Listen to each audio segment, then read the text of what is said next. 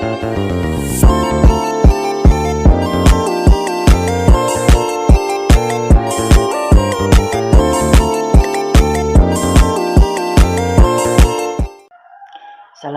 warahmatullahi wabarakatuh. Di sini saya akan memenuhi tugas matkul Pancasila, yaitu tentang bagaimana sejarah perjuangan bangsa Indonesia dalam merumuskan Pancasila sebagai dasar negara. Yang kedua, menjelaskan mengapa Pancasila dianggap sebagai solusi tepat bagi bangsa Indonesia yang majemuk. Yang ketiga, jelaskan dan berikan contoh implementasi nilai-nilai Pancasila dalam kehidupan bermasyarakat, berbangsa, dan bernegara. Dan yang terakhir, menganalisis kasus pelanggaran Pancasila yang terjadi di masyarakat dan bagaimana cara mencegah dan menanggulanginya. Sebelumnya, izinkan saya perkenalkan nama saya Indra Setiawan dari Fakultas Ekonomi dan Bisnis, Prodi Akuntansi Syariah, kelas 1A, untuk NIM 245221017. Untuk itu, mari bahas pembahasan berikut. Yang pertama, sejarah perjuangan bangsa Indonesia dalam merumuskan Pancasila sebagai dasar negara. Untuk itu, sejarah perjuangan bangsa Indonesia dalam merumuskan Pancasila sebagai dasar negara merupakan proses yang panjang dan melibatkan berbagai tokoh bangsa.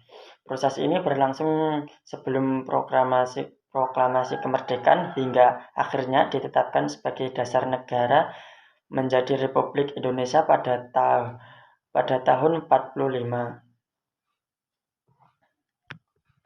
Latar belakang selama masa penjajahan, bangsa Indonesia mengalami berbagai tekanan dari kolonial Belanda dan Jepang.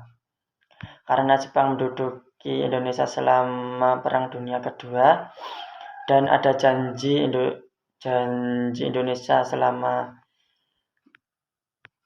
peperangan janji Jepang memberikan kemerdekaan kepada Indonesia pada 1 Maret 1945, Jepang membentuk Badan Penyelidik Usaha-Usaha Persiapan Kemerdekaan Indonesia atau sering kita sebut dengan BPUPKI, yang bertujuan untuk menyiapkan segala hal yang terkait tentang kemerdekaan Indonesia termasuk dasar negara.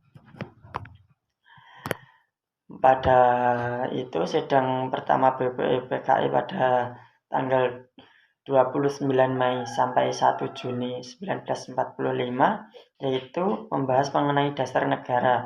Dalam sidang ini muncul 3 usulan dari tokoh pergerakan nasional di negara Indonesia. Yang pertama, rumusan dari Muhammad Yamin pada tanggal 29 Mei 1945, yaitu mengusulkan tentang 5 asas, yaitu yang pertama peri kebangsaan, kedua peri kemanusiaan, ketiga peri ketuhanan, keempat peri kerakyatan, dan yang kelima kesejahteraan rakyat.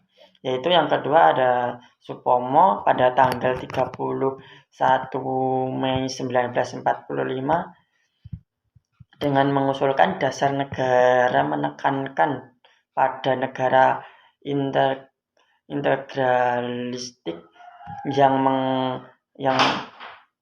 menyatukan semua elemen masyarakat dalam satu kesatuan, yaitu yang pertama persatuan, yang kedua kekeluargaan, ketiga keseimbangan lahir dan batin, keempat musyawarah, dan kelima keadilan sosial. Dan yang terakhir ada usulan dari Soekarno pada tanggal 1 Juni 1945 dalam pidatonya yang terkenal dan mengusulkan 5 prinsip. Yang pertama, kebangsaan Indonesia, yang kedua internasionalisme atau perikemanusiaan, yang ketiga munfakat atau demokrasi, keempat kesejahteraan sosial, kelima ketuhanan yang Maha Esa. Dari pidato ketiga tokoh tersebut menjadi tonggak penting perumusan Pancasila sebagai dasar negara. Adapun pembentukan Panitia 9 pada tanggal 22 Juni 1945. BPUPKI membentuk Panitia 9 yang terdiri dari 9 tokoh nasional untuk mengusulkan kembali dasar negara dan mengakomodasi berbagai usulan. Panitia ini dipimpin oleh Soekarno dan menghasilkan sebuah dokumen dikenal sebagai Piagam Jakarta. Piagam Jakarta ini meliputi 5 sila yang hampir sama dengan Pancasila sekarang, tetapi sila pertama berbunyi ketuhanan dengan kewajiban menjalankan syariat Islam bagi pemeluk-pemeluknya. Adapun yang kedua, BPUPKI pada tanggal 10 sampai 16 Juli 1945 dalam sidang kedua BPUPKI Piagam Jakarta disetujui sebagai rancangan pembukaan Undang-Undang Dasar yang akan digunakan sebagai konstitusi negara Indonesia yang merdeka. Namun, perbedaan pandangan setelah sila pertama yang mengandung unsur agama Islam secara spesifik. Selanjutnya ada perubahan Piagam Jakarta pada tanggal 18 Agustus 1945 setelah proklamasi kemerdekaan pada tanggal 17 Agustus 1945. Adapun sidang Panitia Persiapan Kemerdekaan Indonesia atau kita sering disebut PPKI, yaitu merubah ketuhanan dengan kewajiban menjalankan syariat Islam bagi pemeluk-pemeluknya menjadi ketuhanan yang Maha Esa yang berjalan sampai sekarang. Perubahan ini dilakukan untuk menjaga persatuan dan mengakomodasi keragaman agama di Indonesia. Selanjutnya ada penetapan Pancasila sebagai dasar negara pada tanggal 18 Agustus 1945. Pada sidang PPKI yang sama, selain perubahan sebagai dasar negara Indonesia yang termuat pada Pancasila menjadi dasar filosofi bangsa, kehidupan berbangsa dan bernegara mencerminkan keanekaragaman budaya, agama, suku maupun budaya.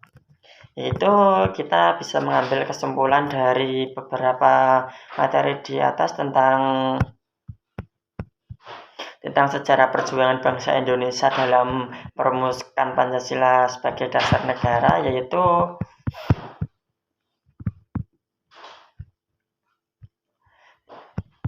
yaitu tentang perumusan Pancasila sebagai dasar negara merupakan hasil perjuangan dan pemikiran para tokoh-tokoh bangsa yang berusaha untuk menciptakan dasar negara yang inklusif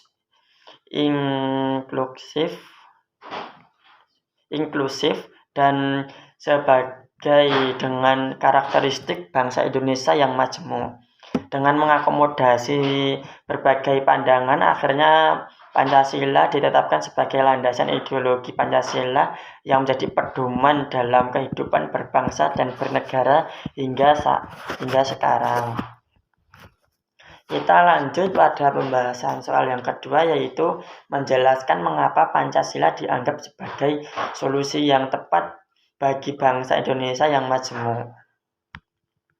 Kita tahu bahwa Pancasila dianggap sebagai solusi yang tepat bagi bangsa Indonesia yang majemuk karena mengandung nilai-nilai yang dapat mempersatukan bangsa, mempersatukan elemen masyarakat dengan latar belakang suku, ras, budaya, maupun agama yang berbeda-beda.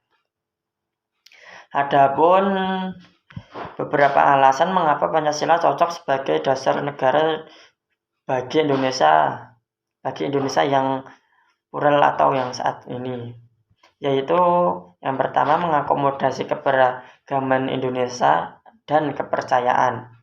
Yaitu kita mengambil dari sila pertama, yaitu ketuhanan yang Maha Esa, mencerminkan bahwa Indonesia mengakui adanya keragaman agama tetapi tetap melandaskan dan mempercayakan kepada Tuhan. Sila ini memungkinkan kebebasan agama dan menghargai keyakinan masing-masing warga negara, sehingga tidak memaksa satu agama tertentu untuk menjadi agama tersebut, atau kita tidak boleh memaksa seseorang ataupun kelompok untuk ikut agama tersebut. Selanjutnya ada menjunjung tinggi nilai kemanusiaan yang kita ambil dari sila kedua, yaitu kemanusiaan yang adil dan beradab. Penekanan pentingnya keadilan dan kemanusiaan pada dalam hubungan antar warga negara sangat penting dalam bangsa yang beragam, karena mendorong kehormatan terhadap hak asasi manusia tanpa memandang latar belakang. Dan sila kedua ini dipastikan setiap individu diperlakukan secara adil dan merata, tidak membeda-bedakan satu sama lain.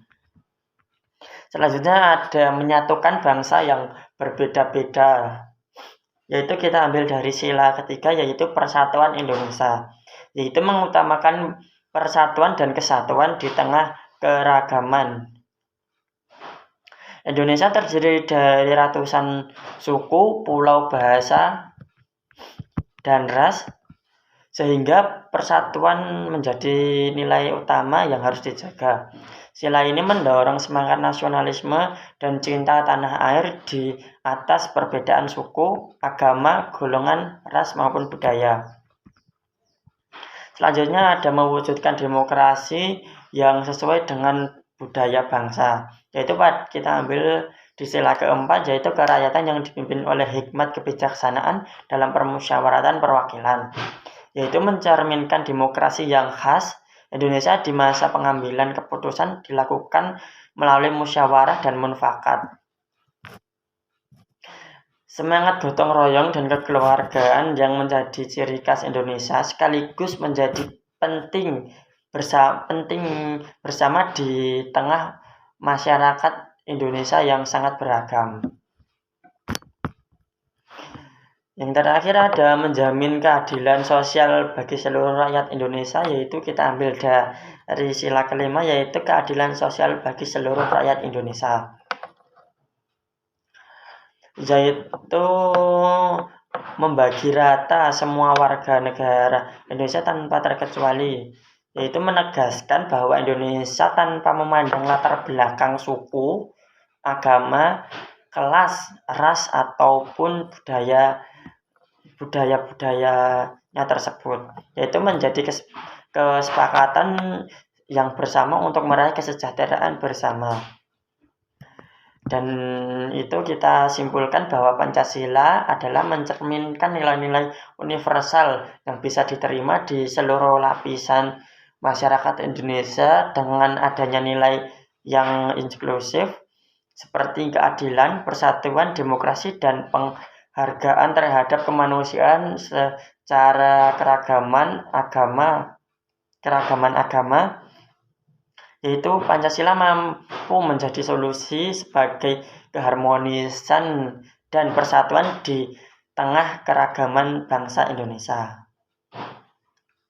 Yang ketiga, kita membahas tentang menjelaskan dan memberikan contoh implementasi nilai Pancasila dalam kehidupan bermasyarakat, berbangsa, dan bernegara, yaitu mengimplementasikan nilai Pancasila dalam kehidupan bermasyarakat, berbangsa, dan bernegara itu sangat penting, karena untuk menjaga keharmonisan dan keadilan di Indonesia.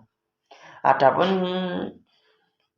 cara-cara ataupun contoh masing-masing sila dalam kehidupan sehari-hari. Yang pertama kita ambil dari sila yang pertama, yaitu ketuhanan yang Maha Esa, yaitu menekankan pentingnya kepercayaan kepada Tuhan serta menghormati kebebasan antar agama dan kepercayaan.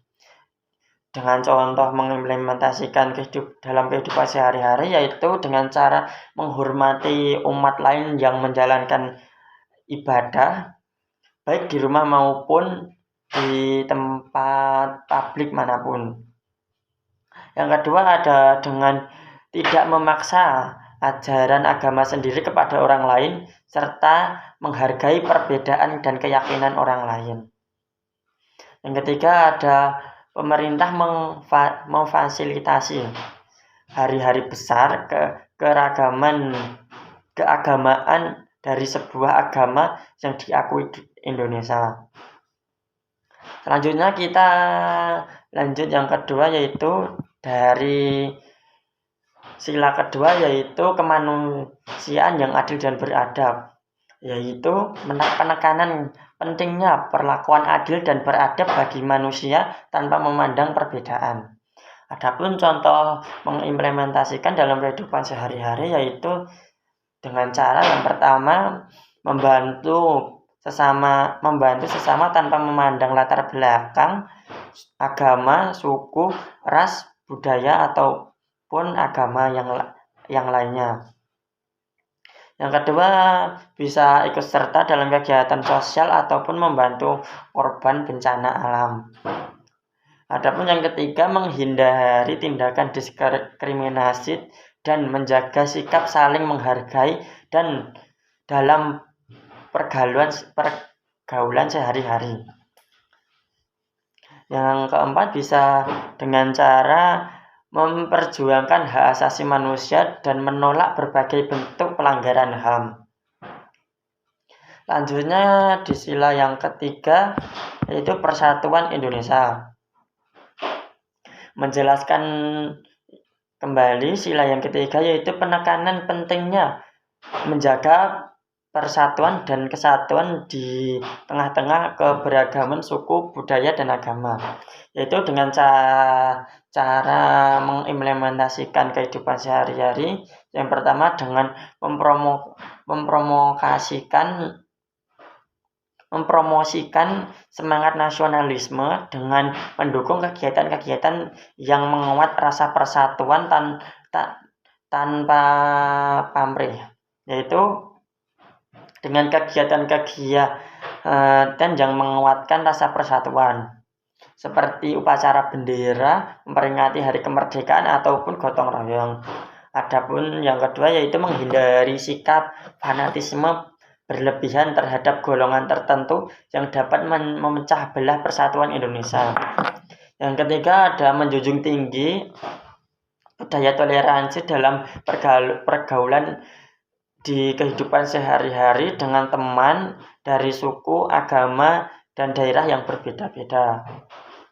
Lanjutnya kita tentang sila keempat, yaitu kerakyatan yang dipimpin oleh hikmat dalam kebijaksanaan dalam permusyawaratan perwakilan, yaitu tentang penekanan pentingnya permusyawaratan dan mufakat dalam pengambilan keputusan bersama baik di tingkat masyarakat maupun negara. Contoh mengimplementasikan dalam kehidupan sehari-hari dengan melakukan musyawarah di tingkat desa ataupun di komunitas untuk memutuskan hal-hal penting yang menyangkut kepentingan bersama seperti pembangunan fasilitas umum, pemilihan ketua RT ataupun yang lainnya. Adapun yang kedua yaitu menghargai pendapat orang lain dalam diskusi dan tidak memaksa pendapat sendiri atau egois. Yang ketiga ada dalam pemerintahan menggunakan mekanisme musyawarah dan perwakilan untuk mengambil keputusan yang mewakili pentingnya rakyat, yaitu bisa dengan cara voting biasanya. Selanjutnya ada yang kelima yaitu keadilan sosial bagi seluruh rakyat Indonesia. Pada sila kelima ini kita menjelaskan tentang sosial yang merata bagi seluruh rakyat, termasuk dalam aspek ekonomi, pendidikan, dan kesejahteraan.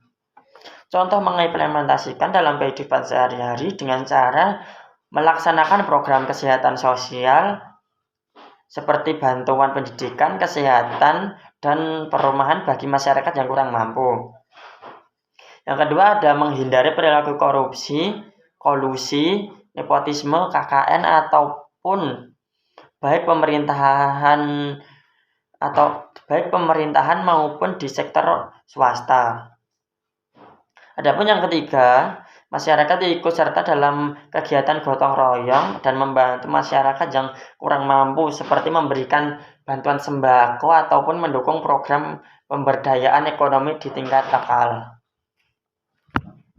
Nah, itu dari penjelasan di atas, kesimpulannya adalah penerapan nilai-nilai Pancasila tidak hanya mewujudkan dalam kebijakan pemerintah tetapi juga dalam kehidupan sehari-hari melalui penghormatan terhadap perbedaan, sikap adil, semangat gotong royong dan musyawarah, serta Pancasila menjadi landasan hidup bermasyarakat, berbangsa dan bernegara yang menjadi persatuan dan kesatuan di sosial di Indonesia. Kita lanjut membahas soal yang keempat, yaitu menganalisis kasus pelanggaran Pancasila yang sering terjadi di masyarakat dan bagaimana cara mencegah dan menanggulanginya. Yaitu pelanggaran terhadap nilai-nilai Pancasila sering terjadi di masyarakat, baik dalam skala kecil maupun skala besar.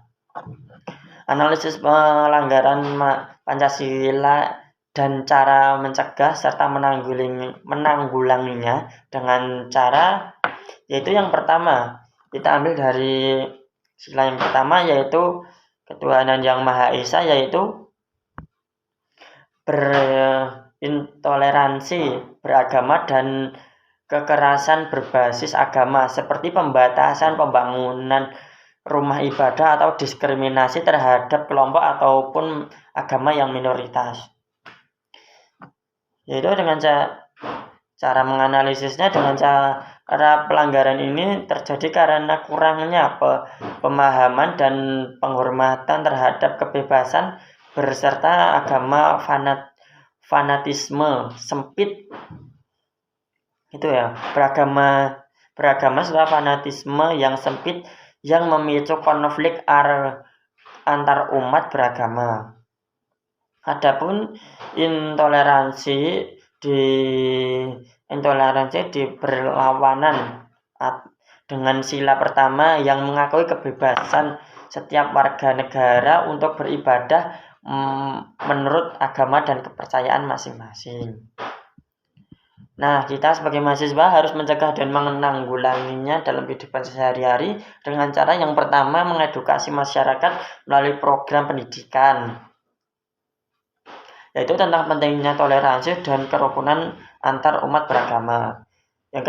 Yang kedua bisa dengan cara meningkatkan dialog antar umat beragama untuk membangun rasa saling pengertian dan kerjasama. Yang terakhir ada dengan cara menegakkan hukum terhadap tindakan diskriminasi ataupun kekerasan yang berbasis agama. Yang kedua kita ambil dari pelanggaran sila kedua, yaitu kemanusiaan yang adil dan beradab.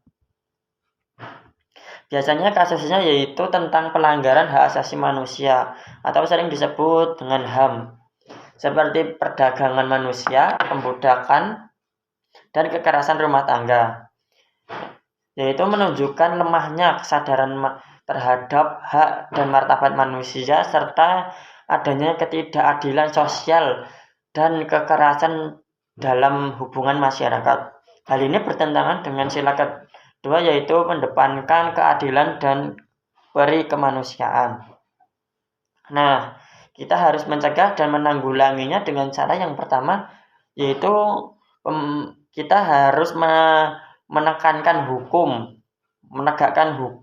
menguatkan hukum, yaitu terhadap pelanggaran HAM dengan memastikan pelaku dihukum sesuai undang-undang. Yang kedua bisa dengan cara memberi pemahaman tentang pemahaman pentingnya hak asasi manusia dengan cara kampanye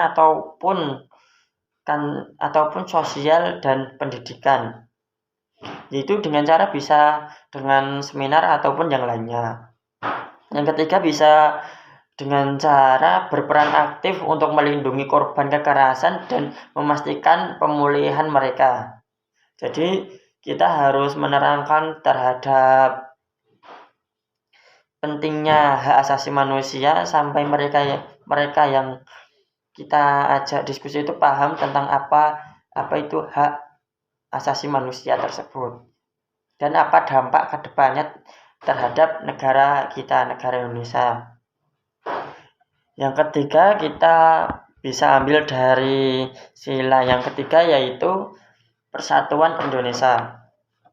Biasanya kasus konflik di sila ketiga, yaitu Persatuan Indonesia, ada pun konflik horizontal antara kelompok, yaitu masyarakat berdasarkan perbedaan suku, agama, ras ataupun budaya bentrok karena warga negara di berbagai daerah. Konflik ini biasanya disebabkan oleh fanatisme etis ataupun agama, yaitu karena pertentangan dengan semangat persatuan yang diamanatkan dengan sila ketiga. Cara kita untuk mencegah dan menanggulanginya, yaitu yang pertama bisa dengan mempromosikan nilai persatuan dan kebangsaan melalui program-program pembangunan sosial dan inklusif, yaitu dengan cara mengadakan pelatihan workshop kebinekaan di sekolah-sekolah ataupun komunitas untuk meningkatkan pemahaman tentang pentingnya persatuan dan kesatuan. Selanjutnya ada penegakan hukum harus tegas terhadap pihak dan menyebarkan ujar kebencian yang memecah belah persatuan. Adapun selanjutnya yaitu kita ambil dari sila yang keempat, yaitu tentang kerakyatan yang dipimpin oleh hikmat kebijaksanaan dalam permusyawaratan perwakilan. Yaitu biasanya kasusnya yaitu korupsi di dalam lembaga pemerintahan dan penyalahgunaan kekuasaan oleh pejabat negara. Biasanya korupsi merusak prinsip demokrasi dan permusyawaratan karena keputusan yang diambil pejabat yang korup sering sekali tidak mewakili kepentingan rakyat, tetapi untuk kepentingan pribadi ataupun kelompok. Hal ini bertentangan dengan nilai permusyawaratan dan keadilan pada sila keempat, yaitu kita sebagai mahasiswa harus mencegah dan menanggulanginya. Yaitu yang pertama dengan memperkuat Komisi Pemberantasan Korupsi atau biasa disebut KPK dan lembaga pengawas lainnya untuk menindak tegas pelaku korupsi. Yang kedua bisa meningkatkan transparansi atau pengambilan keputusan publik melalui pelibatan masyarakat dalam proses permusyawaratan ataupun terutama dalam kebijakan atau pemerintahan yang strategis. Terakhir ada dengan cara menanamkan sejak dini di sekolah ataupun di lingkungan, yaitu menanamkan anti korupsi, menanamkan pada adik-adik kita bahayanya korupsi dan dampaknya korupsi dan apa dampak ke depannya korupsi bagi kita dan orang lain serta bagi negara Indonesia. Selanjutnya kita ada ambil dari sila kelima, yaitu keadilan sosial bagi seluruh rakyat Indonesia. Kasus ini biasanya ketimpangan sosial dan ekonomi, seperti kemiskinan, ketidakmeratakan akses pendidikan, kesehatan, dan lapangan pekerjaan. Yaitu ketimpangan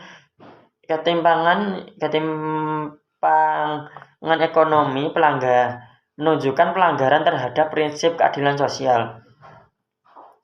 Sebagaimana kecil masyarakat menikmati kekayaan yang tidak seimbang, sementara sebagian besar lainnya hidup dengan kemiskinan. Hal ini bertentangan tentang sila kelima, yaitu menekankan keadilan sosial bagi seluruh rakyat Indonesia. Nah, kita sebagai mahasiswa dan warga Indonesia bisa mencegah dengan cara yang pertama, pemerintah perlu menguatkan program kesejahteraan sosial seperti subsidi gratis, pendidikan gratis, dan jaminan kesehatan. Adapun yang lain dengan cara untuk menggratiskan biaya pendidikan SMA sampai kuliah. Adapun yaitu mendorong pemerataan pembangunan di seluruh wilayah Indonesia, terutama di daerah tertinggi ataupun pelosok, agar semua warga mendapatkan akses yang sama rata terhadap sumber daya ataupun peluang di daerah tersebut.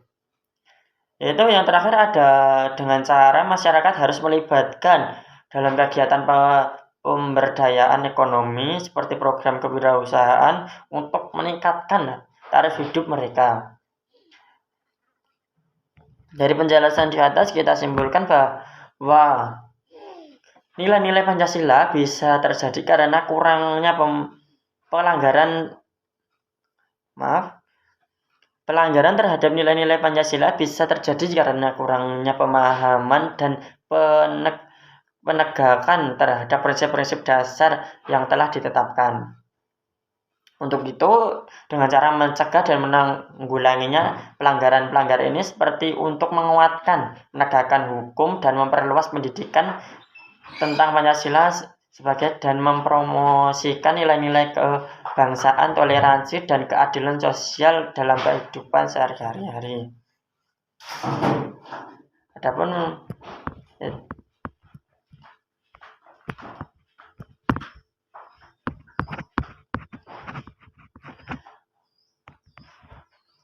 hanya itu yang dapat saya sampaikan tentang penjelasan tersebut. Kurang lebihnya saya mohon maaf. Wassalamualaikum warahmatullahi wabarakatuh.